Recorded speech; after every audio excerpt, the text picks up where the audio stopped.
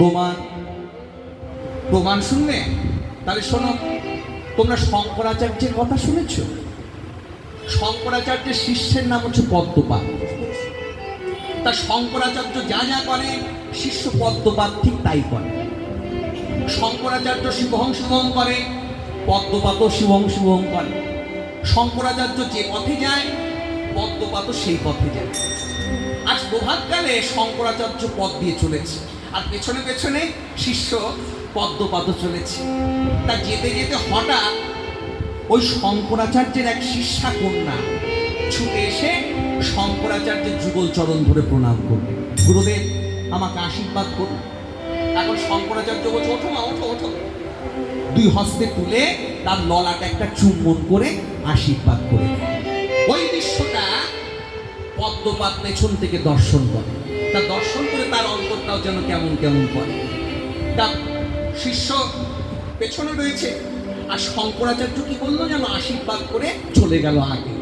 আর যেমনি গুরুদেব চলে গেছে, পদ্মপাদ কি করলো যেন ছুটে গিয়ে মেয়েটাকে জড়িয়ে ধরে একটা চুম্বন করে দিল। ওই দৃশ্যটা শঙ্করাচার্য মাথা ঘুরিয়ে দর্শন করে। ওই কন্যাটি যখন চলে গেল, শঙ্করাচার্য বলছে, পদ্মপাদ এটা কি করলে? পদ্মপাদ বলছে, কেন গুরুদেব, আপনি যা করলেন আমিও ঠিক তাই করলাম। আপনি যে পথে চলেন আস্তে, আমিও সেই পথে চলি। আপনি শিবহং শিবহং করেন, আমিও শিবহং শিবহং করি। আপনি মেয়েটাকে চুমু দিয়েছেন, আমিও মেয়েটাকে চুমু দিই। তাই এত প্রধান্বিত হয়ে গেছে, আমি যা করি তুমিও তাই করো। হ্যাঁ, সেখান থেকে ছুটে গেলেন কোথায়? কামার শালা। গিয়ে দেখতে পায় কামার ভাই হাপড়ের তাপে লোহার ফাল করে রেখেছে টুকটুকে লাল। ওই একটা ফাল হাতে নিয়ে চুমু দিয়ে পদ্মপাতের কাছে দিয়েছে। পদ্মপাত না, চুমু দা।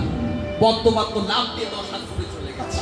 বাপরে বাপ, কি হলো? পদ্মপাত দূরে সরে গেলে যে চুমু দা।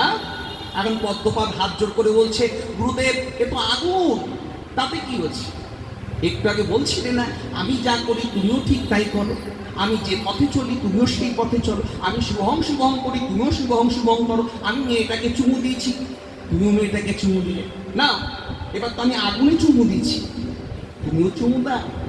এখন পদ্মপাদ বলছে, গুরুদেব কেমন করে দেবো যে আগুন, তাতে কি আছে? হ্যাঁ, তুমি বাহ্যিক জগতের এই আগুনে চুমু দিতে পারছো না, নারী আগুনে চুমু দিলে কেমন করে? এই আগুন জল দিলে নিভে যায়, কিন্তু নারী আগুন যদি একবার শরীরের মাঝে উদ্যাপিত হয় ও তো সহজে নির্বাণ নয়। এখন না পেরে কথায় হাত জোর করে বলছে পদ্মপাদ, গুরুদেব আপনার মুখ আর আমার মুখ কি সমান? তা তোমার মুখ আর আমার মুখ যদি সমান নাই বা হবে, তাহলে কেমন করে তুমি চুম্বন করলে আমার শিষ্য কন্যার গায়ে? এ তো সম্ভব নয়। দেখেছ মুখে মুখে কত ব্যবধান।